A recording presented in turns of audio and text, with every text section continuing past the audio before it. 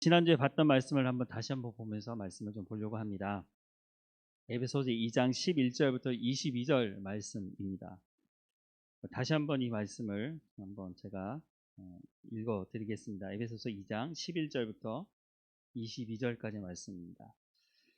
그러므로 생각하라. 너희는 그때 육체로는 이방인이요 손으로 육체에 행한 할례를 받은 무리라 칭하는 자들로부터는 할례 받지 않은 무리라 칭함을 받은 자들이라. 그때 너희는 그리스도 밖에 있었고 이스라엘 나라 밖의 사람이라.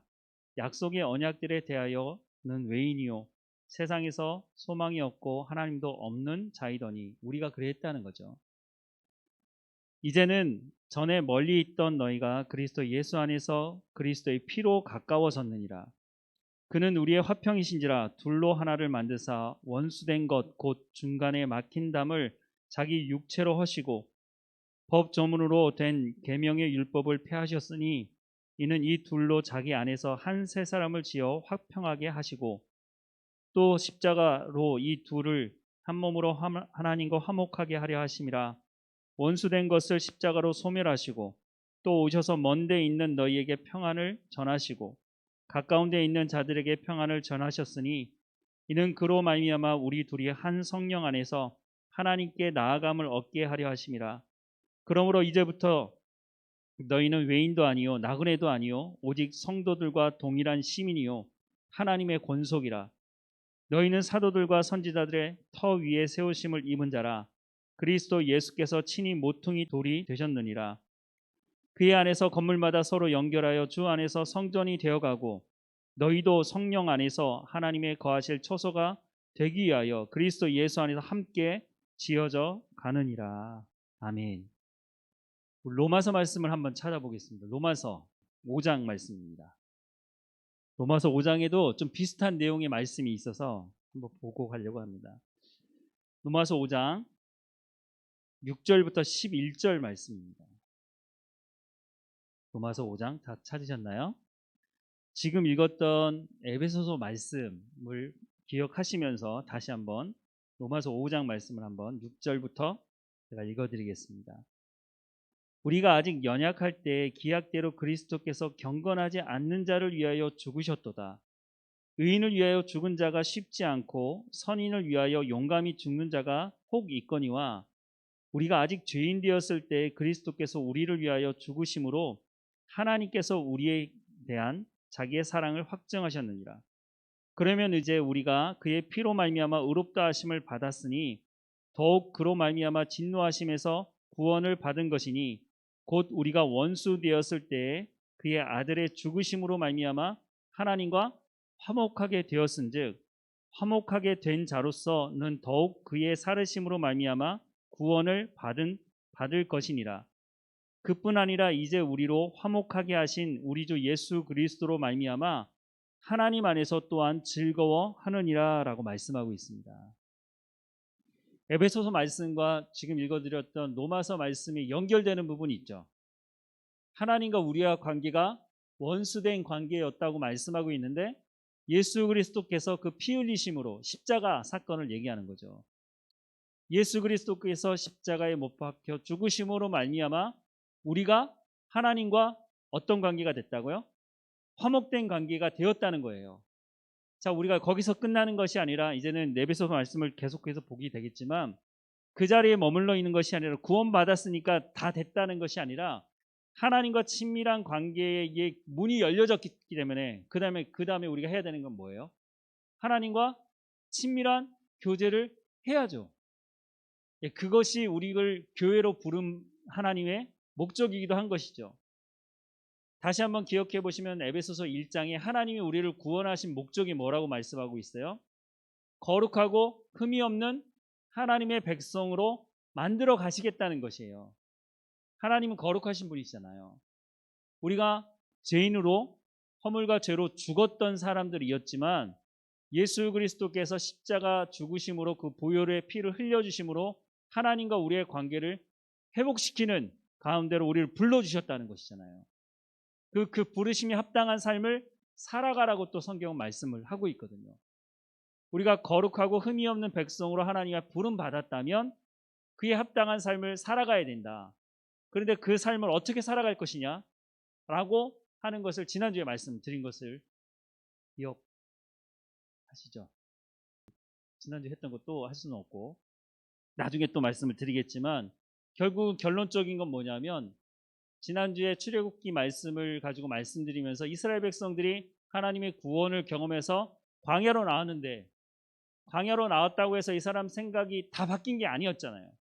그러니까 원망과 불평을 늘 쏟아놓는 거죠.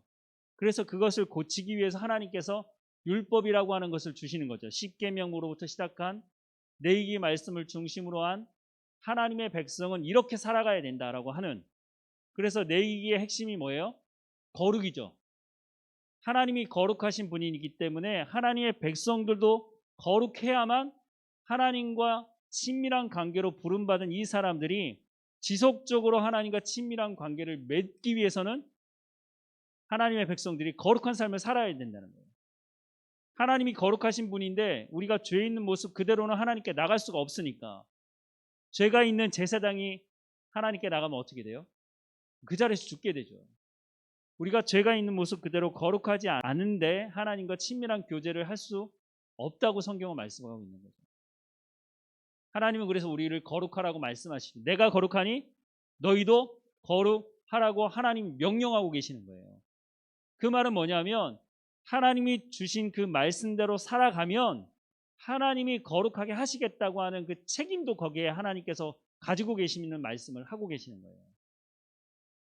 우리가 하나님 앞에 예수 그리스도로 말미암아 이전에는 하나님과 관계없고 아니 원수된 관계였지만 이제는 하나님과 친밀한 관계로 부름받았으니까, 그러면 그 교회로 부름받았으니까, 그러면 지금 우리가 해야 되는 건 뭐예요? 하나님과 친밀한 교제를 해야 하는 것이에요. 그래서 하나님께서 에베소서 2장이 뭐라고 말씀하시냐면, 오직 성도들과 동일한 시민이요 하나님의 권속이라고 말하고 있어요. 우리가 이제는 하나님 나라의 시민권을 얻은 사람이라고 말하고 있어요. 왜 이 표현을 쓰고 있느냐 하면, 사도 바울이 이 당시에 살았던 이 시대가 로마가 거의 전 유럽을 다스리던 때 아니었어요? 그 당시에 로마 시민권이 있다는 것, 이거는 뭐 엄청난 것이었거든요. 사도 바울은 태어나면서부터 로마 시민권을 가진 사람이지만 나중에 그러잖아요. 야, 너는 로마 시민권 어떻게 얻었냐? 나는 돈 많이 들여서 얻었는데 너는 어떻냐? 이런 얘기들도 나오게 되잖아요. 로마 시민권이 있는 사람들은요, 함부로 대할 수가 없었어요. 무슨 죄가 있다고 그래가지고 막 잡아가지고 때리거나 이렇게 하면 안 되거든요. 사도 바울이 한 번은 복음을 전하다가 잡혀가지고 많이 맞았잖아요. 근데 너 나중에 알고 보니까 사도 바울이 나 로마 시민권이 있다고 그러니까 때렸던 그 책임자가 깜짝 놀라잖아요. 이거 괜히 로마 시민권이 있는 사람 잘못 건드렸다면 큰일 나잖아요.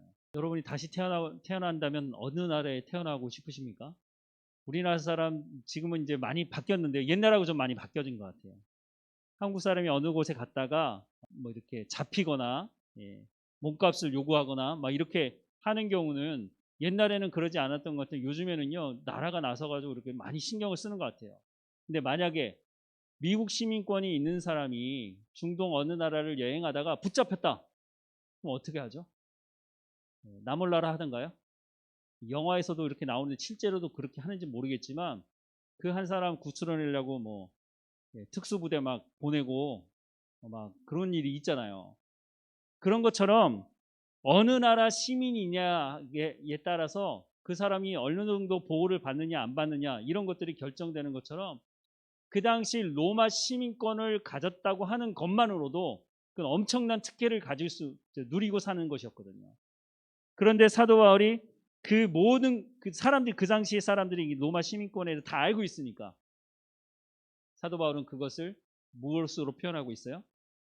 로마 시민권이 중요한 게 아니라 우리는 하나님의 나라의 시민이다. 하나님 나라의 시민권을 가진 사람들이다. 예수 그리스도를 통해서 하나님의 나라에 들어갈 수 있는 시민권을 얻은 사람들이 바로 우리다 라고 하는 것을 소개해 주고 있습니다. 그게 뭐예요? 교회라는 거예요. 교회로 부름받은 사람들은 하나님의 나라에 들어갈 수 있는 특권을 부여받은 사람들이다 라고 하는 것을 말하고 있어요. 내 자신을 바라보면서 내가 좀 못 가졌다고, 내가 좀 못 배웠다고 그런 거 가지고 열등감 가지고 살아가지 말라는 것이에요. 하나님께서 어떤 사람에게는 5달란트를 주셨고요, 어떤 사람에게 1달란트를 주셨어요. 하나님께서 그렇게 하셨다는 거예요. 5달란트 가진 사람은 어떻게 해야 돼요? 5달란트를 남겨야 돼요. 1달란트 가진 사람은요, 1달란트만 남기면 돼요.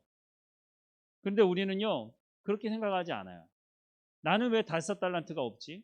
비교하면서 열등감이나 또 우월감도 나쁜 거지만 어쨌든 비교하면서 왜 하나님은 나한테는 이렇게 하셨어요? 하나님 말씀하시는 건 뭐예요? 지금 너한테 있는 게 뭐냐는 거죠. 그것을 가지고 어떻게 하나님의 나라를 이루어가고 있느냐, 우리 가운데 묻고 계시는 것이죠. 또 한 가지는요, 우리가 하나님 앞에 예수 그리스도를 말미암아 부름받아서 20절 말씀에 보면, 아까 읽었던 에베소서 2장 20절에 보면, 너희는 사도들과 선지자들 터 위에 세우심을 입은 자라라는 표현이 나와요.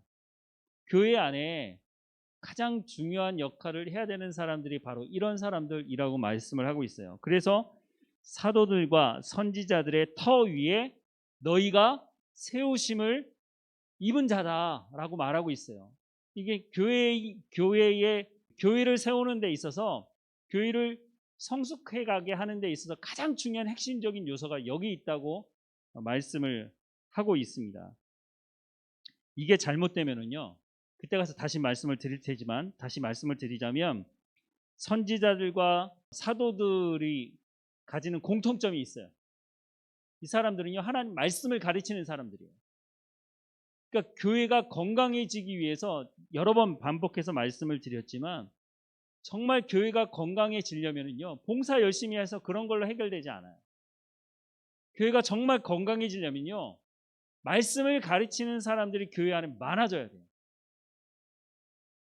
저만 말씀을 가르치는 것이 아니라 여러분들도 누군가 새 가족이 왔다면 하나님이 말씀하시는 복음이 뭔지, 구원이 뭔지, 믿음이 뭔지, 성경에서 말씀하시는 그것이 무엇인지를 가르칠 수 있는 실력을 갖추셔야 된다는 거예요.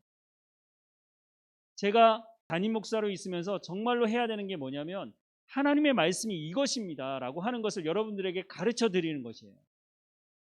제가 여러분들의 삶을 대신 살아드릴 수 없잖아요.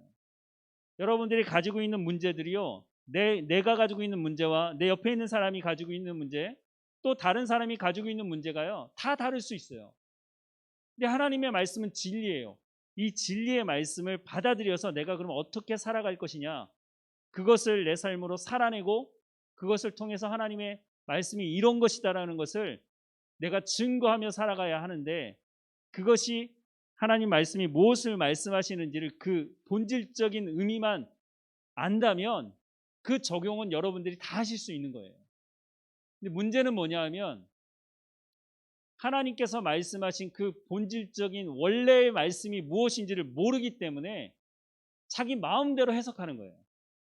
자기 마음대로 갖다 붙이고, 그리고 이게 하나님의 뜻이라고 자기 마음대로 결정을 하는 것이에요. 오죽했으면 이사야 말씀에 너희 생각과 내 생각이 땅이 하늘에서 높음과 같이 다르다고 말씀하시잖아요. 근데 우리는 이걸 인정하려고 하지 않아요.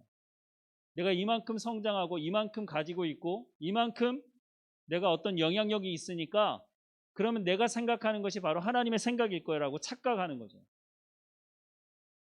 교회 안에서도 마찬가지예요. 교회 안의 모든 기준은 하나님의 말씀으로부터 나와야 돼요. 교회가 100년이 됐든 교회가 200년이 됐든 300년이 됐든지 간에, 전통이 어떻다고 말하든지 간에, 그것이 성경으로부터 나오는 것이 아니라면 고쳐야죠. 그래서 우리를 개신교라고 하는 거예요. 고쳐가는 거예요. 계속해서 개혁하는 거예요. 어디로요? 하나님 말씀으로요. 누가 뭐라고 했다더라? 그거 중요한 게 아니에요. 근데 교회 역사가 길어지면 길어질수록 이런 걸 얘기하는 사람이 너무 많아요. 예전에 이렇게 했는데요, 그게 맞을 수 있어요. 근데 그게 성경적이냐? 하나님 말씀하신 것이냐? 거기서부터 출발해야 되는데, 아니요, 그냥 우리가 편하니까 그렇게 하자는 거예요. 다 편하자고 한다면 망하는 길도 여러분 가시겠습니까? 그러지 않잖아요. 우리가 신앙생활하기 위해서 온 것이지, 내가 그냥 편하게 그냥 앉아가지고 그냥 놀다 먹다가 그냥 친교만 하다가 가려고 교회 온다고 한다면 여러분 교회보다 훨씬 더 많은 곳에 가면 여러분 친교할 수 있는 곳, 여러분의 인생을 즐길 수 있는 곳은 훨씬 더 많아요. 왜 우리가 굳이 교회에 와서 이 시간을 보내면서 여기 와서 하나님 말씀을 듣겠다고 앉아 있는 이유가 뭐냐는 거죠. 우리는 교회로 부름받았기 때문에. 교회다운 교회가 무엇인지 알아야지 우리가 교회다운 교회가 될 수 있기 때문에, 그래서 와서 하나님 말씀을 듣는 것이죠. 제가 지난 한 20여 년 동안 하나님 말씀을 보고 또 공부하고 또 공부하지만 지금도 공부하고 있어요. 하나님 말씀이 이것이 맞는 건가? 저도 잘못 전할 수 있으니까, 제가 잘못 공부하고 잘못 알면 잘못 전할 수 있잖아요. 그러지 않으려고 하나님 말씀을 또 보고 또 보고 또 본다는 말이죠.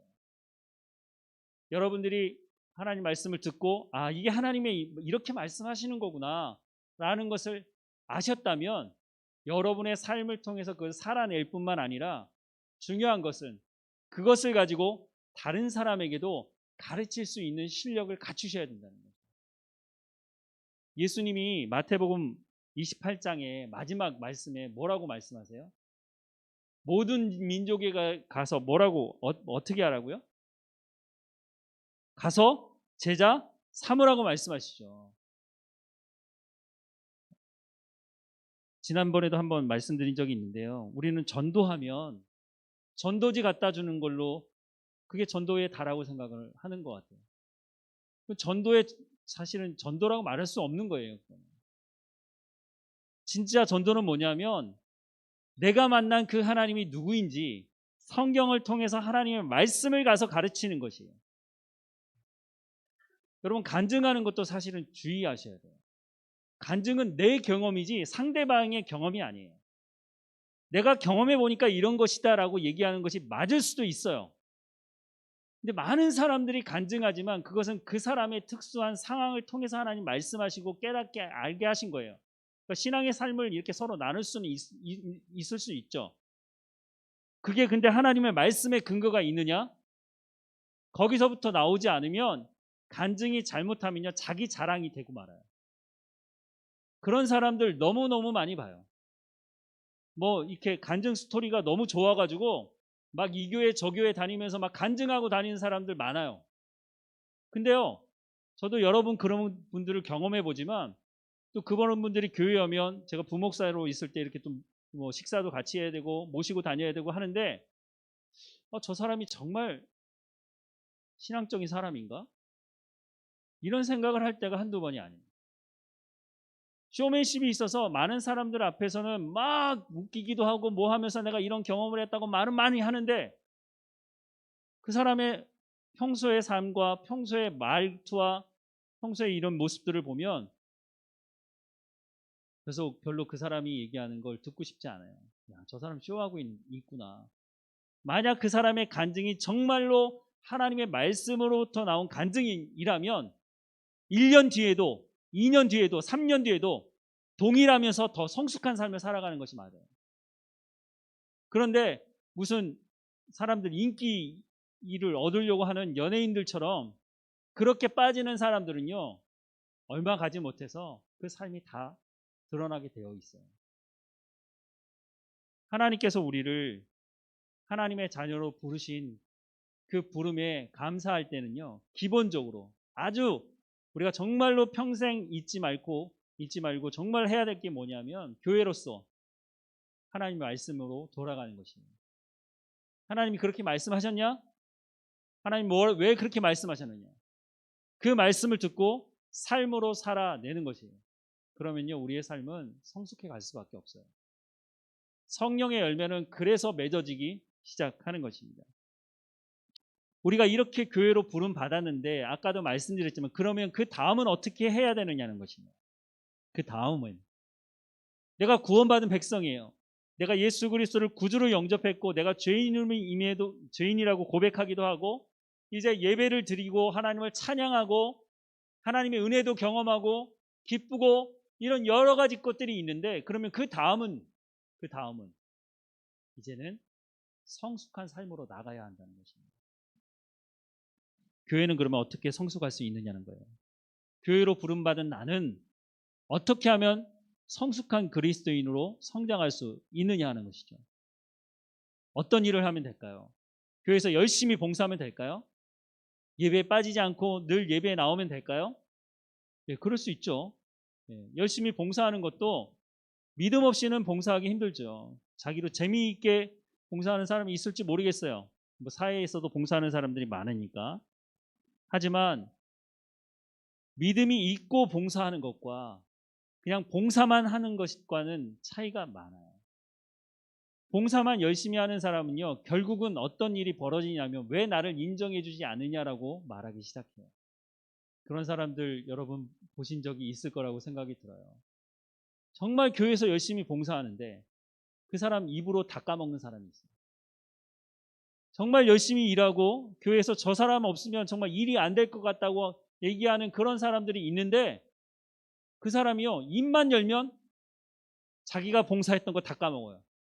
원망하고 불평하고 다른 사람 험담하고 자기 인정해 주지 않는다고 삐지고 상처받았다고 얘기하고, 그런 사람들은요 차라리 봉사 안 하는 게 좋아요. 믿음이 자라가는 것이 더 중요한 것이지 그 사람이 봉사하지 않는다고 교회가 돌아가지 않는다? 그렇지 않아요. 정말 그 사람이 봉사하지 않으면 그 일이 돌아가지 않는다. 그러면 그 일을 안 하면 되는 것이죠.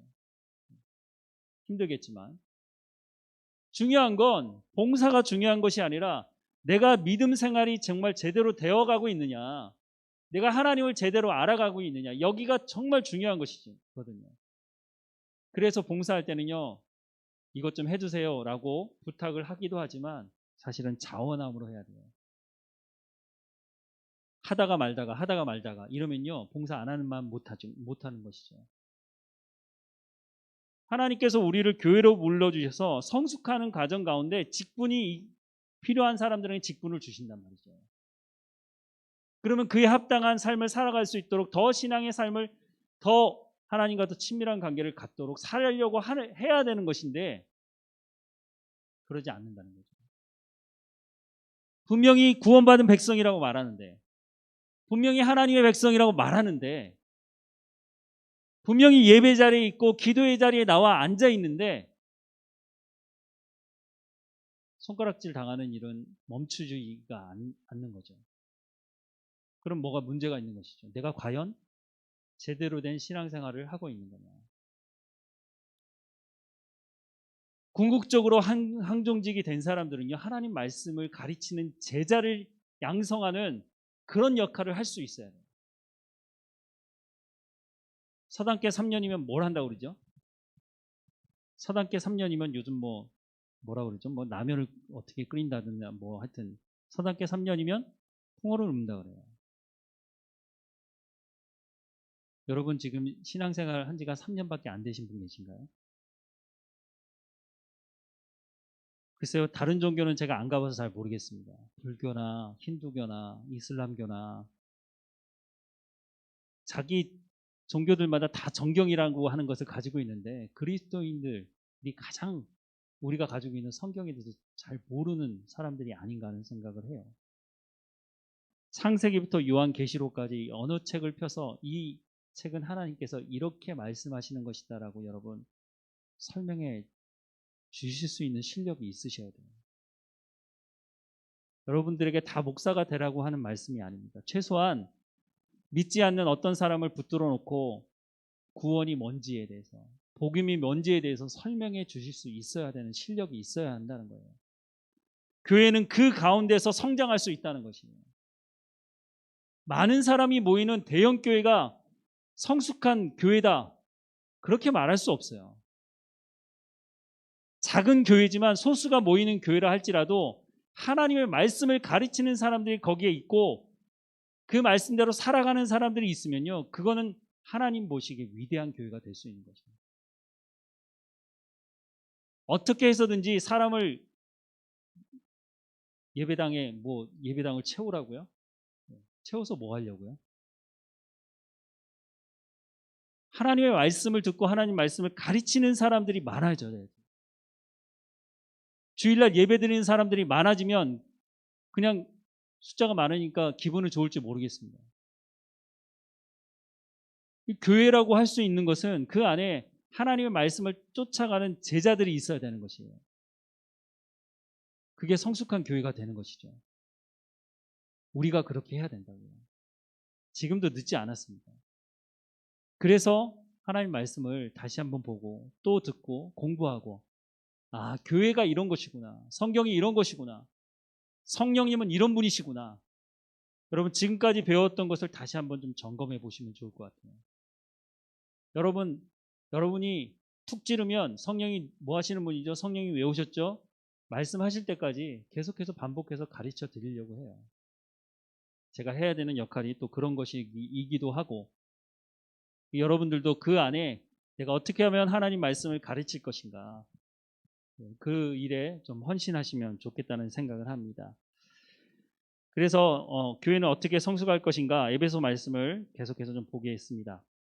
에베소서 4장 1절부터 3절 말씀입니다. 네, 말씀만 읽고 마쳐야 될 거 아니고. 에베소서 4장 1절부터 3절 말씀 우리 한 목소리로 같이 읽어보겠습니다. 시작. 그러므로 주 안에서 갇힌 내가 너희를 권하노니 너희가 부르심을 받은 일에 합당하게 행하여 모든 겸손과 온유로 하고 오래 참음으로 사랑 가운데서 서로 용납하고 평안에 매는 줄로 성령이 하나 되게 하신 것을 힘써 지키라. 에베소서 앞부분은요, 교회가 뭔지에 대한 이론적인 부분을 말하고 있다면 4장 넘어서서는요, 실제적인 적용하는 것을 말씀을 하고 있는데, 이제 교회에 대해서 그러므로 주 안에서 갇힌 내가 너희에게 권하노니 너희가 부르심을 받은 일에 합당하게 어떻게 하라고? 행하라고요. 너희가 교회로 부름 받았기 때문에 이제 교회다운 삶을 살아라 라고 하는데, 구체적으로 뭐라고 말씀하기 시작하냐면 모든 겸손과 온유로 하고 오래 참음으로 사랑 가운데서 서로 용납하며 평안에 매는 줄로 성령이 하나 되게 하신 것을 힘써 지키라. 힘써 지키라고요. 그냥 되는 거면 이렇게 얘기 안 했겠죠. 힘써 지키라고요. 잘 안 되는 거라는 거예요. 우리가 구원받았지만 우리의 본질이 죄 짓는데 빨리 달려가는, 그쪽 방향으로 달려가는 성향이 있기 때문에 우리가 모든 겸손과 온유로 하고 오래 참으로 사랑 가운데 서로 용납하고 평안에 매는 줄로 성령이 하나 된 것을 하기 위해서는요, 힘써 지켜야 한다는 거죠. 그냥 되지 않는다는 거예요. 결단도 해야 되고요, 각오도 해야 되고요, 내 무릎을 쳐서 복종시키기도 해야 되고요, 하나님의 말씀을 따라가기 위해서 이게 분명한 진리이기 때문에 그냥 그것을 하면 어떤 결과가 나온다고 하기 때문에 하는 것이 아니라, 하나님께서 이렇게 말씀하신 것이 있다면 그 말씀을 의지해서 이 일에 내 몸을 쳐 복종해서라도 이 일을 지키라고 말씀을 하고 있는 것입니다. 하나님의 부르심이 무엇인가? 그러면 부르심에 합당하게 살라고 말씀하시는데 하나님의 부름이 뭐냐라고 하는 것은 다음 주부터 또 볼 수 있도록 하겠습니다. 오늘 드렸던 말씀을 여러분 다시 한번 기억해 보시면 좋겠습니다. 어떤 사람이 교회를 오고 싶은데, 야, 교회가 뭐냐? 교회 가면 뭐 하는 거야? 라고 물어봤을 때 여러분 뭐라고 대답하시겠습니까? 내 경험을 얘기하는 것도 중요합니다. 내 간증을 얘기하는 것도 중요할 수 있어요. 근데 더 중요한 건 뭐예요? 결국은 그 사람에게 전해줘야 하는 것은요, 내 간증이 아니라 하나님의 말씀이에요. 하나님의 말씀이 그 사람을 변화시키는 것이지 다른 여타의 것들이 그 사람을 변화시키는 것은 아니거든요. 그래서 우리가 하나님께서 뭐라고 말씀하시는지를 다시 한번 기억하고, 하나님과 원수된 관계에 있던 나를 하나님께서 예수 그리스도의 보혈의 피로 나를 구원하셔서 하나님과 화목된 관계로 이루어 주셨다.